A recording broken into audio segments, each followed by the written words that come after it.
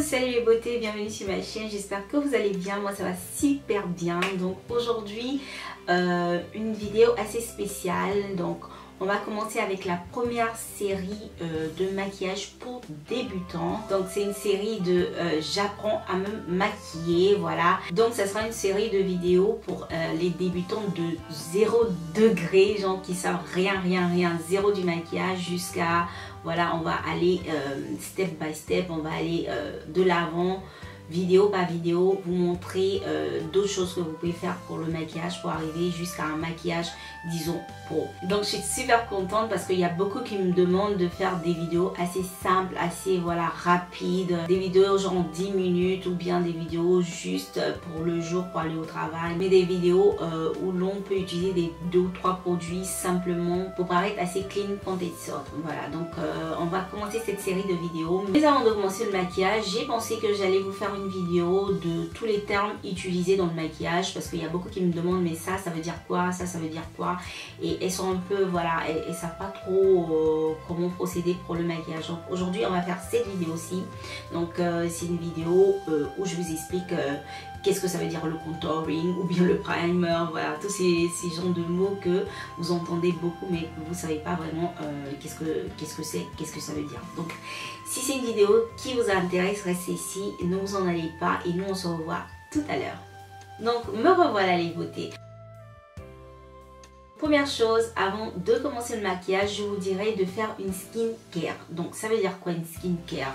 C'est un mot anglais mais qui signifie prendre soin de sa peau. Donc avant de mettre d'autres produits sur le visage, on a besoin d'avoir un visage super clean, un visage propre, un visage prêt à accepter d'autres produits. Avec la skincare qui doit être pour nous une routine, voilà, une routine de soins de la peau, on a le gommage ou le scrub. Le scrub ou gommage, ça vous aide à enlever tout ce qui est points noirs, tout ce qui est graisse, tout ce qui est accès de sébum et plein d'autres choses sur votre visage, parce que si vous avez tout ce mélange là sur le visage, c'est difficile pour vous de faire du maquillage clean. Voilà, votre maquillage sera pas lisse et c'est pas ce qu'on veut en fait. Donc skincare routine, c'est très important.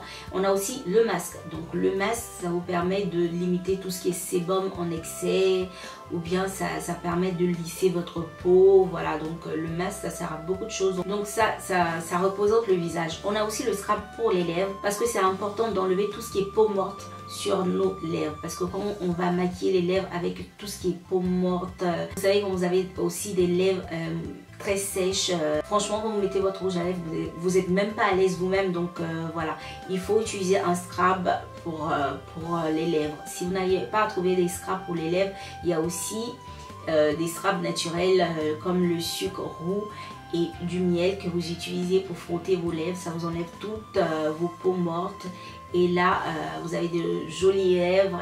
Vous pouvez les hydrater, ensuite passer à votre rouge à lèvres. Numéro 2, on va faire de l'hydratation. Donc il faut vraiment hydrater le visage. Donc que vous ayez un visage gras comme je sais pas quoi, voilà, que ça dégouline même d'huile sur votre visage, ou que vous ayez une peau sèche ou une peau mixte, il faut toujours hydrater le visage. C'est super important, surtout pour les filles qui ont tendance à avoir une peau grasse et se disent j'ai déjà une peau grasse, j'ai pas besoin d'hydrater mon visage parce que au final voilà, ma peau elle est grasse, mais ça veut pas dire que votre peau, si elle est grasse, ça veut pas dire qu'elle est hydratée. Moi par exemple, j'ai une peau mixte, tendance grasse, mais quand je dis tendance grasse, c'est vraiment grasse parce que ma zone T est genre voilà quoi, c'est de l'huile même, voilà, qui sort. Donc le sébum est en excès sur ma zone T. Mais ça veut pas dire que je ne m'hydrate pas le visage, parce que au départ moi aussi je voulais pas trop hydrater mon visage parce que j'ai l'impression que c'est parce que j'hydrate mon visage que je brille beaucoup, mais c'est pas vrai du tout. Donc ce que je fais moi, j'utilise beaucoup d'huile aussi. C'est bizarre mais les huiles ça aide vraiment pour les peaux grasses, mais je les utilise avant d'aller dormir. Je fais pas tout le temps, mais c'est bien de mettre ça dans sa routine. et les huiles, ça vous aide à équilibrer le sébum du visage. Donc ça ne veut pas dire que parce que vous mettez des huiles sur votre visage, vous allez briller comme pas possible. Ce qui n'est pas recommandé pour les peaux grasses, c'est de mettre des huiles avant de vous maquiller. Donc c'est mieux de le faire la veille, vous voyez. Donc durant la nuit, il y aura tout le travail de votre visage, de votre peau qui va se relaxer, qui va accepter l'huile et qui va travailler, voilà. Donc on aura une peau assez équilibrée le matin pour pouvoir travailler notre visage. Tous les soins, on les fait bien avant, mais bien avant de se maquiller. Genre si vous voulez faire ça pendant la journée, vous le faites, je sais pas moi, 3-4 heures avant de vous maquiller. Comme ça, la peau ne se sent pas agressée. Donc hydratation, hydratation, hydratation. Les peaux sèches, ah là là, là vous pouvez à volonté, vous pouvez hydrater votre visage comme c'est pas possible, genre voilà, crème, huile, c'est super bien. Même vous pouvez utiliser vos huiles avant votre fond de teint pour vous dire. Comme ça maintient le visage assez hydraté tout au long de la journée, ok? Troisième fois, on va passer au primer. Alors, c'est quoi un primer? Un primer, c'est tout simplement une base de teint. C'est en anglais, c'est un mot anglais.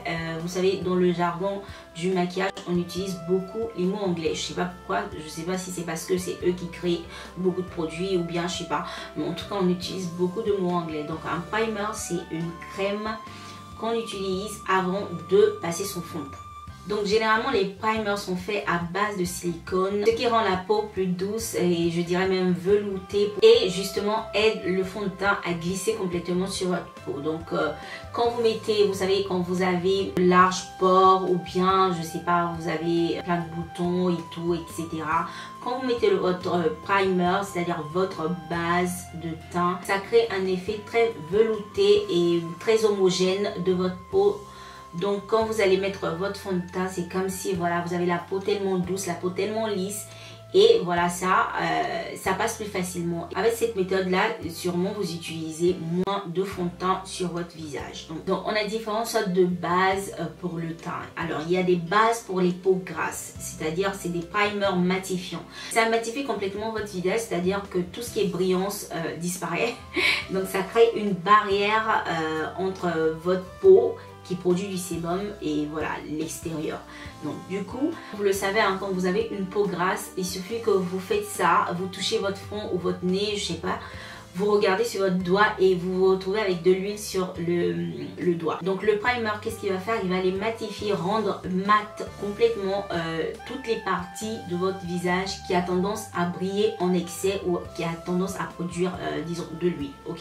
De la même manière qu'il existe des primers matifiants, il y a des primers hydratants. Donc les primers hydratants, c'est pas fait pour les peaux grasses, c'est fait pour les peaux sèches. Parce que ça va amplifier l'hydratation de votre visage. Bien évidemment, quand vous allez mettre votre fond de teint, vous n'allez pas sentir que votre visage tire ou quoi que ce soit. Voilà, ça sera un résultat assez homogène. Voilà, un résultat qui va vous faire sentir comme une deuxième peau votre fond de teint. Voilà, donc vous n'aurez pas de problème d'étirement ou de sécheresse durant la journée. Ok. Aussi, il y a des primers qui existent pour ceux qui ont des pores assez larges. Donc c'est des primers qui sont couvrants, qui vont couvrir tous vos pores de sorte que quand vous mettez votre fond de teint, on va pas remarquer tous les petits points que vous avez sur le visage. Vous savez, il y a des personnes qui ont des pores tellement larges que quand elles mettent du fond de teint, ça se remarque tout de suite que vous avez du fond de teint, quoi. Et ça fait pas joli du tout. On a l'impression que, je sais pas, ça donne un effet très exagéré sur le visage. Les gens ont tendance à penser que vous avez mis trop de fond de teint alors que vous avez mis juste un peu de fond de teint. Mais comme vous avez des pores assez larges, donc du coup le fond de teint rentre dans les pores et ça donne pas un résultat assez joli, assez homogène au visage. Et voilà, c'est juste pas possible de regarder. Donc les bases que vous allez utiliser avant de mettre ce genre de fond de teint, ça va juste boucher tout ce qui est pores, voilà, et ça va lisser votre visage. Et comme ça, vous pourriez mettre votre fond de teint et avoir un visage assez homogène, assez lisse. Ok. Et le primer, ça sert aussi à créer une barrière entre votre peau et le fond de teint. Donc, ça crée une sorte de masque, si on peut dire. Voilà, ça crée une sorte de masque pour ne pas que vous soyez en contact direct avec le fond de teint. Et moi, je trouve ça génial parce que il y a des personnes qui n'aiment pas utiliser de base pour leur fond de teint parce qu'elles trouvent que voilà, ça fait, je sais pas, il y a des personnes qui n'aiment pas. Moi en tout cas je conseille ça tout le temps à mes clientes, je conseille ça à tout le monde, voilà, parce que moi je trouve que déjà le fond de teint directement sur le visage, on ne sait pas vraiment qu'est-ce qu'il y a dans le produit et ça peut, voilà, ça peut vous créer des problèmes des fois. Il y a des gens qui sont allergiques à des produits qui sont dans le fond de teint. Donc voilà, le primer, la base de teint, ça sert vraiment, en tout cas pour moi, moi je préfère que vous utilisez un primer, une base de teint avant d'utiliser votre fond de teint. Donc quatrième point, on a les correcteurs. Alors c'est quoi un correcteur? Un correcteur, c'est un produit qui va venir corriger vos imperfections sur votre visage. Donc il existe plusieurs couleurs de correcteurs. Donc vu qu'on est plusieurs sur la Terre, on a donc plusieurs couleurs de peau.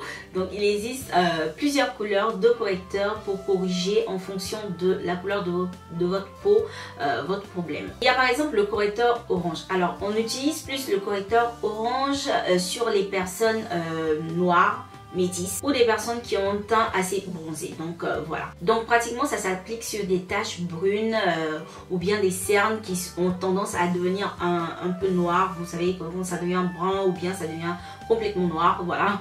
Parce que pour les personnes noires comme moi, on a tendance à avoir des cernes qui sont vachement noires quand on est fatigué, ou bien on a des boutons qui quand ils guérissent, quand ils cicatrisent, ils deviennent complètement noirs. Donc le correcteur orange, qu'est-ce qu'il va faire? Il va venir camoufler les couleurs brunes et les couleurs noires que vous avez sur le visage, qui n'est pas complètement en accord avec tout le reste de votre visage. Donc voilà. Ou bien il y a des gens qui ont de l'hyperpigmentation, c'est surtout les noirs qui ont ça. Ou vous remarquez qu'il y a des personnes qui sont claires mais ils ont des parties de leur visage qui est super noire. Et on ne sait pas pourquoi. Nous on les a des fois sur, voilà, sur les doigts de la main comme ça. Ça existe, regardez, moi je suis claire mais bon, ça se voit que j'ai des parties, voilà, qui sont noires et c'est pas forcément parce qu'elles ont envie de s'éclaircir ou quoi que ce soit, c'est de l'hyperpigmentation. Donc du coup elles se retrouvent avec des parties noires sur leur visage et pour camoufler et équilibrer toute la couleur du visage, on a besoin d'un correcteur. Donc on va utiliser un correcteur orange. Il y a aussi le correcteur vert par exemple qui est plus utilisé sur des personnes blanches parce que généralement les personnes blanches elles ont tendance à rougir facilement. Donc on utilise beaucoup plus la couleur verte sur tout ce qui est rougeur sur le visage. Donc si vous avez, je sais pas moi, des boutons qui sont devenus rouges, voilà, si vous avez toutes sortes de rougeurs sur le visage, donc pour équilibrer le teint on a besoin d'un correcteur vert pour régulariser tout ce qui est couleur qui va pas. Toujours pour les peaux blanches, vous avez aussi la couleur saumon. C'est genre un orangé mais c'est pas complètement orange, voilà, c'est un peu plus clair qu'on utilise pour cacher les cernes. Donc des fois vous savez les blanches elles ont des cernes qui deviennent un tout petit peu bleues. Ça va sur une couleur bleue. Donc on utilise, voilà, c'est pas vraiment, je vais pas dire... Ça, en fait c'est sombre, mais c'est sombre et au lieu de devenir noir, ça tire sur du bleu en fait. Bon, je sais pas comment vous expliquer ça. C'est un peu compliqué. C'est pas bleu de crayon de couleur quoi. Mais voilà. Donc ce qu'il faut faire c'est d'utiliser un correcteur saumon, couleur saumon, voilà. Je vais vous écrire là quelque part les indications des autres couleurs. On a la couleur rose, le correcteur rose. On a le correcteur violet, on a le correcteur jaune, on a le correcteur... Waouh! Et j'en passe, bon...